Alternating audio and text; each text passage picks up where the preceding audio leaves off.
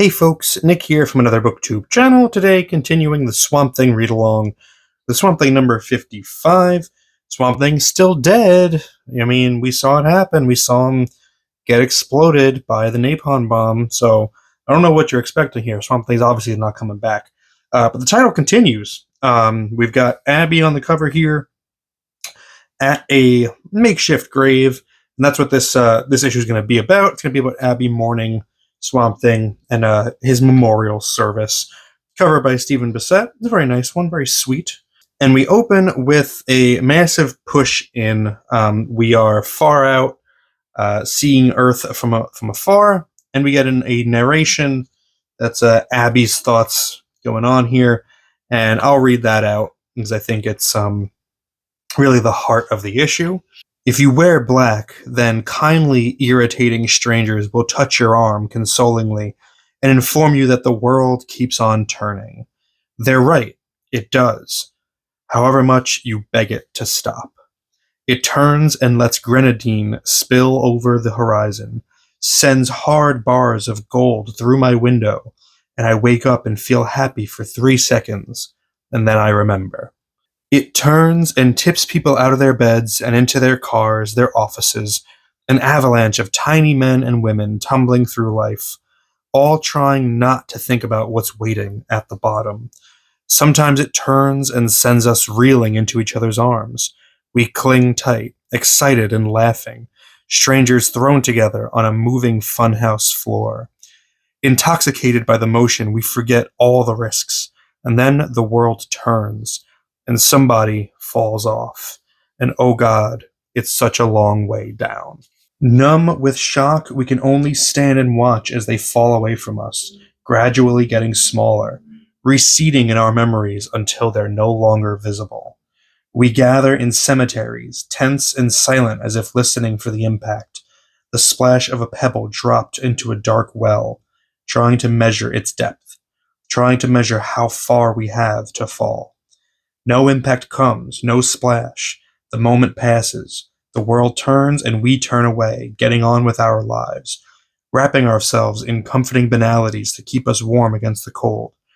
Time's a great healer. At least it was quick. The world keeps turning. Oh, Alec's dead. That is our opening statement.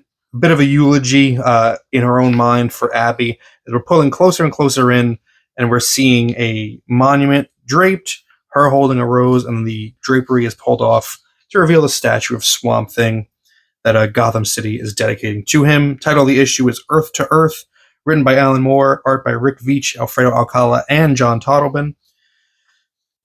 And then we get Commissioner Gordon's eulogy, and he's going on at length about how the Swamp Thing, while it did wage war on Gotham, many people were on his side.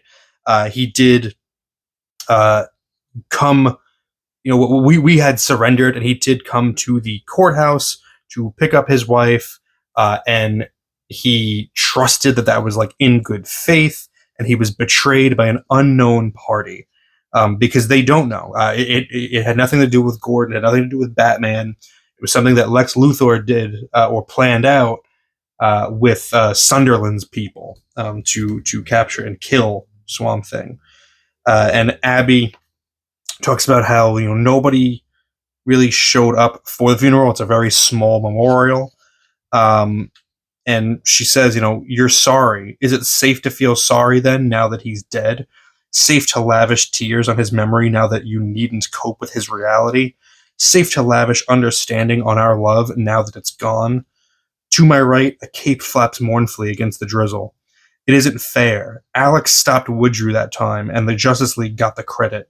He even told me he helped Superman once, but only the Batman turned up at his funeral. No one else bothered. And that reference to him helping Superman once is actually from a DC Comics Presents issue that I did want to cover on the channel, but then cartoonist Kayfabe did it, and I mean, whenever they do something, it's like, I'm not going to do it better than them, so... but that's a great issue, by the way. Anyway, things go on. Abby notes that Liz Tremaine has attended the memorial. We saw her in the last issue and why she's there. Chester Williams, the hippie, he's also in attendance. He's reached out to Abby. He wants to keep Swamp Thing's memory and his messaging alive. And then we go into a flashback, and we get it subtly noted by we have squared off panels for the present day, and then we get rounded panels for when we're going back in time. We get a scene a while back when I guess Abby was still getting used to Alec being able to leave his body and go into another one. She shows up at the swamp looking for him, and starts talking about her day and how difficult it was at the children's home. First, I do like this juxtaposition with the feet, where it's her on the pavement with her shoes on, and then it transitions to her barefoot in the swamp with the shoes off. I like when she's able when the scenes of her being comfortable with Alec in the swamp is always really like sweet to me. She keeps talking to him and he's not responding, and she goes to give him a hug and his body collapses and she's afraid that she killed him, but this is still that it was just like a husk that he had left behind, and he wasn't really in there, and she's still not used to that at this point in this flashback, so she thought she killed him, and he apologizes for startling her.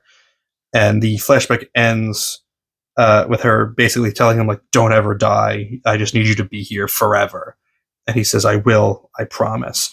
And then we transition out of that flashback the same way we went in, with close-ups on the feet. Again, the intimacy of like being barefoot together, especially in like an environment like this. Like, I don't know, it's something very romantic about it. And then it's back to the cold, hard pavement, with the funeral shoes on. Gordon is still going on with his eulogy. And Constantine and the Phantom Stranger even note that, he does go on, doesn't he? They came to pay their respects. They're not really going to say anything to Abby. They just, that they owe Swamp Thing a debt. They know what he did for the world. So they're there to say goodbye. Phantom Stranger confirms that he has, checked around, and he does not see any trace of him on the entire planet. So he is truly gone. And John's got nothing either. Gordon finally finishes up with his eulogy, and he hands it off to the Batman. Talks about how he's met Swamp Thing several times in the past. First time they met was Swamp Thing number 7, and they've had antagonistic relationship each time, but they always found a mutual respect for each other, or at least Batman respects Swamp Thing for what he is. And we get a transition here while he's speaking. The Rose also continues to be featured prominently. Go back to issue 52 for the importance of the Rose. Go check out that episode. And we get this isn't a flashback, but this is kind of like a fantasy sequence for Abby, where Swamp Thing is surprising her with this fake like village for them to live in, because at this stage, not only has she lost Swamp Thing, but she's also lost her entire life because she's been ostracized.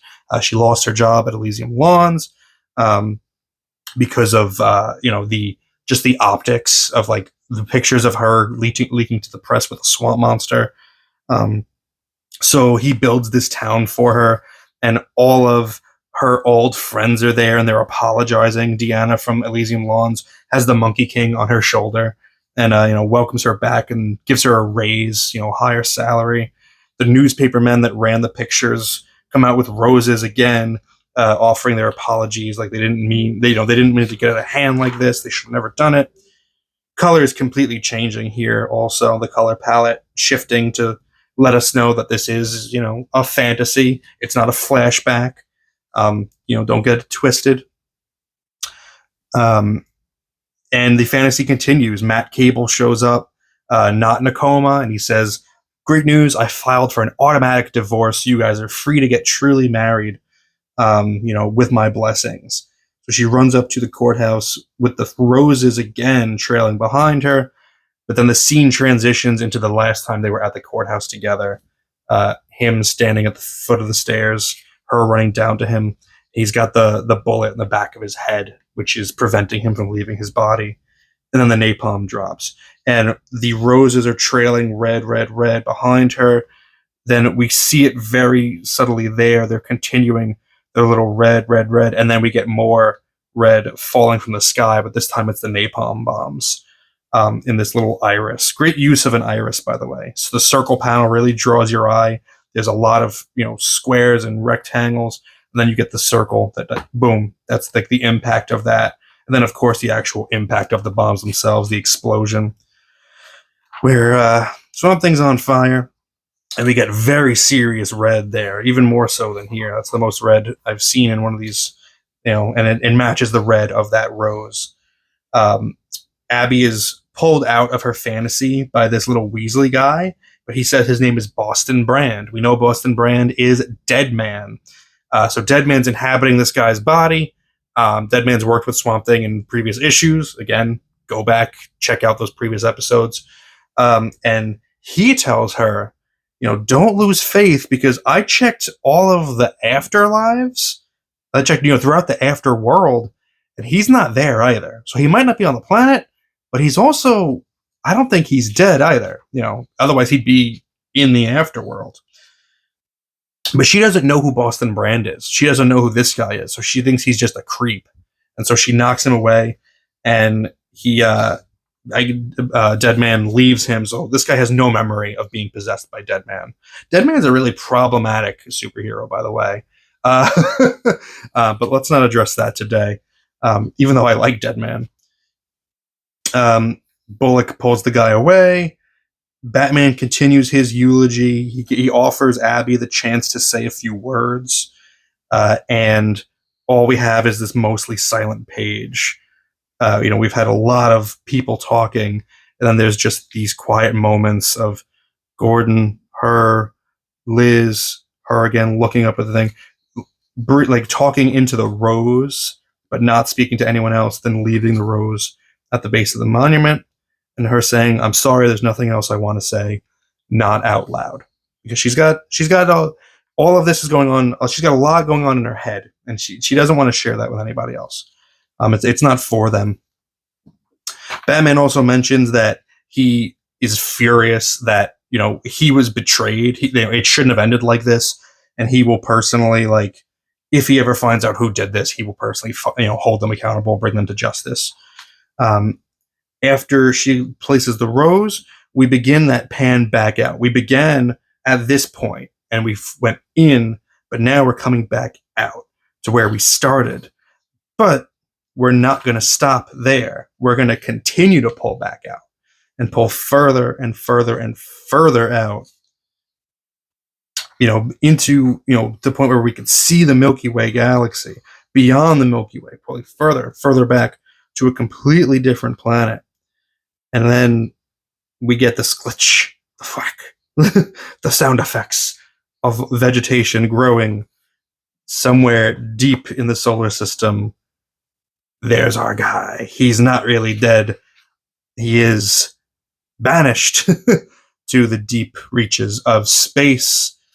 Next issue, My Blue Heaven. So there you go. That is Swamp Thing number 50. What was it? 55. I really wish I was back in 1987 so I could send in a few of these Sugar Daddy UPCs so I can get the Sugar Daddy headband. So anyway, that's it. Pretty good issue. Not like a ton that happens. Again, it is the funeral issue. It's Abby getting her emotions out.